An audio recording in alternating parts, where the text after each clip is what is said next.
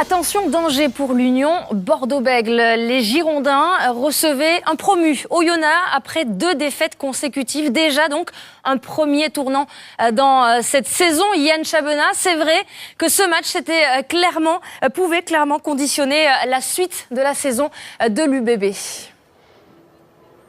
Alors ici à Bordeaux, Isabelle, effectivement, tout le monde craignait ce match charnière face à Oyonnax qui, de son côté, reste sur 2 victoires consécutives. Laurent Marty, le président Begley, a été très clair. Pour lui, c'est tout simplement le match de la peur. Pour Matthew Clarking, le Dark Vador girondin, eh bien, les mots étaient clairement très clairs. Si on gagne, on peut jouer autre chose que le maintien. Sinon, c'est fini. Matthew Clarking, remplaçant, qui apprécie la mêlée girondine. Elle vient de gagner un ballon sur introduction adverse. Julien Ray ici alerte Pierre Bernard. Un ballon sur l'aile pour Blair Connor qui va résister à 3 défenseurs avant peut-être de se faufiler pour aller marquer l'essai. Difficile à dire, mais en tout cas monsieur Cloutet, lui, va faire appel à la vidéo. On joue depuis 4 minutes seulement, et ici Blair Connor qui résiste à Mahafou, à Cooks et à Ourzake pour peut-être aller aplatir.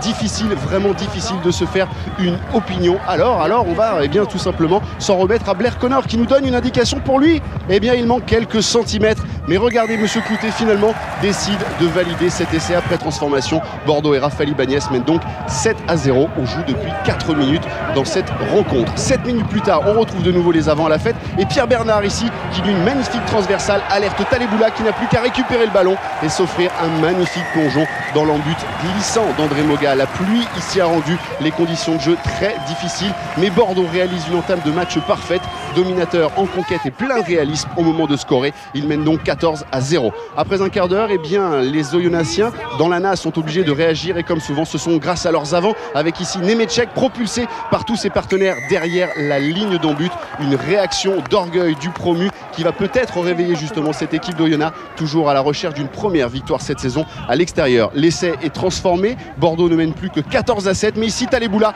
crée une brèche dans la défense. Il est stoppé sur la ligne des 40 mètres, mais Julien Ray se saisit de ce ballon et sans défenseur face à lui, s'offre une ligne droite pour terminer sa course entre les poteaux. Là aussi, le réalisme bordelais aura fait merveille en ce début de rencontre. Quelques plaquages manqués également du côté d'Oyonnax qui facilite la tâche de Julien Ray. 3 essais à 1. Le break est donc fait pour cette équipe bordelaise, critiquée ces derniers temps pour son manque de combativité, mais qui aujourd'hui a vraiment remis les pendules à l'heure. Matthew Clarking apprécie le spectacle, il aimerait bien rentrer en deuxième période. Un deuxième acte bien entamé par cette équipe d'Oyonnax. Barnard sur pénalité ramène le promu à 21-10. Seul problème ce soir dans les rangs du promu, l'indiscipline qui a coûté très cher aux Oyonnaxiens. Pour ce plaquage haut sur Marès, Yeneker écope d'un carton jaune.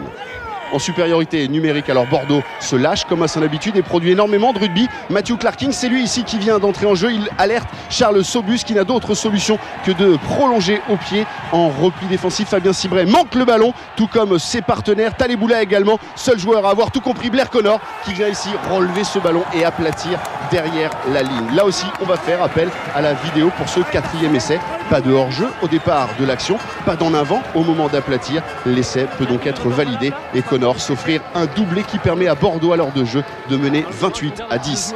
La victoire est semble-t-il acquise, mais Raphaël Ibanez demande à ses joueurs d'aller chercher le bonus offensif. Il faut pour cela encore marquer une fois, et à 15 contre 14 grâce à ce bon travail des avants, un avantage en cours est signalé. Pierre Bernard alors va tenter une diagonale complètement manquée. On reviendra donc à l'endroit où la pénalité, la faute a été sifflée. Regardez bien le numéro 6, Louis-Benoît Amadol qui joue rapidement. Il efface Yeneker pour aplatir dans l'embut et ainsi marquer le 5e essai de son équipe. Bordeaux-Bègles l'emporte donc finalement 35-10 et s'éloigne de la zone rouge. Un 3e succès cette saison agrémenté pour la première fois d'un point de bonus offensif. De quoi ravir le capitaine bordelais Matthew Clarking. Déjà ça fait du bien et ça va compter je pense qu'à la fin. Parce que ces championnats cette année, ça va être encore plus serré que jamais. Donc voilà, c'est le bonus, s'il est là pour le prendre, c'est important parce que plus tard, ça va être compliqué. Donc voilà, j'espère que c'est pas la dernière.